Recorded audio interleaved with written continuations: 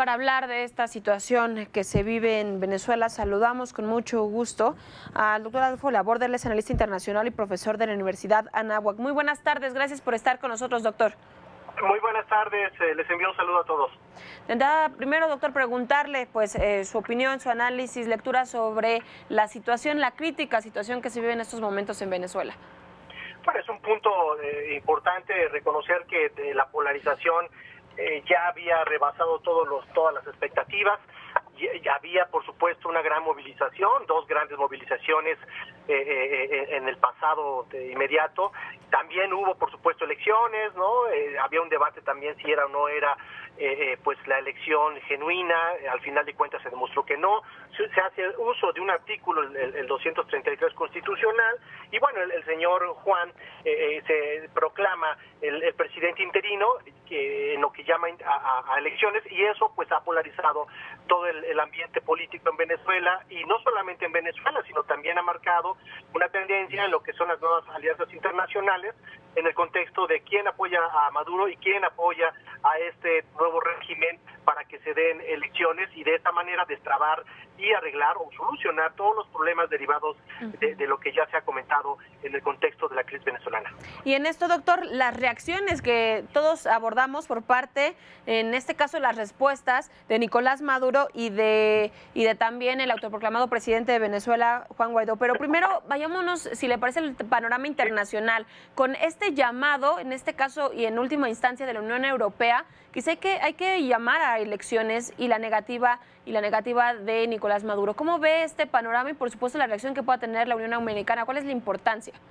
Bueno, mira, la Unión Europea tiene un peso importante, pero no es el actor político prioritario en el fenómeno. En todo caso, a mí me gustaría hablar de otros tres actores, que es Estados Unidos, que tiene un peso político. Ya hay una gran historia sobre la intervención de Estados Unidos en asuntos internos, no solamente en Venezuela, sino en otros países.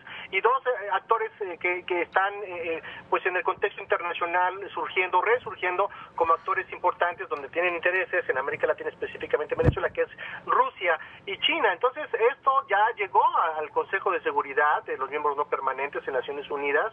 México se expresó ya al respecto, pero bueno, pues el tema ahí es que debe de haber unanimidad cuando pase el Consejo de Seguridad de los miembros permanentes, y da la casualidad que ahí están esos dos actores que difícilmente van a destrabar en el seno de Naciones Unidas o en el seno multilateral la crisis venezolana. Y muy particular, doctor, en este caso ahora con México, el punto desde el punto mediador que intentó posicionarse México. ¿Cómo ve esta situación y pues cómo puede venir para los próximos días en esta pues fallida intento de negociación? ¿Cómo se debe mantener Estados Unidos a México a su consideración?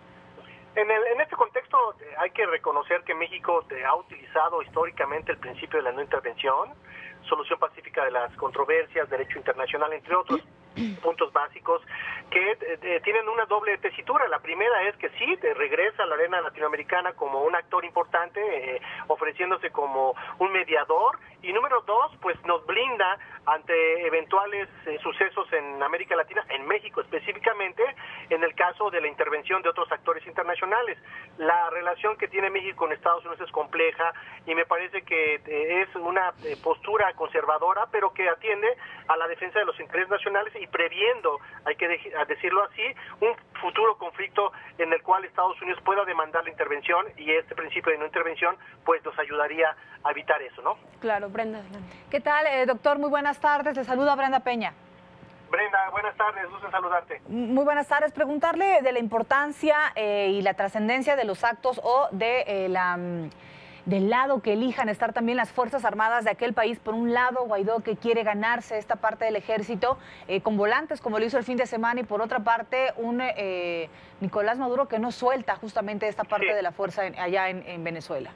Mira, aquí voy a citar una consigna que regularmente se escucha en todo proceso de protesta en los movimientos progresistas, no progresistas, dice lo siguiente: el pueblo uniformado también es explotado. ¿Qué quiere decir eso? Que quizá los militares directamente no tengan un problema tan grave, no quiero decir que no tengan carencias, pero sí los que están alrededor de ellos. Entonces, lógicamente, lo que está buscando el nuevo régimen o el régimen que quiere cambiar está tratando de llevarlos con esta amnistía a que dejen de apoyar al señor Maduro, porque no solamente la familia, sino el pueblo en general está pasando por una crisis humanitaria. Entonces me parece que a cuentagotas van a empezar a caer los apoyos, ¿no? Y bueno, lógicamente se espera que la cúpula, el general Padrino, que es el que está arriba de todos la cúpula militar, pues que poco a poco también rectifique y dé paso a una solución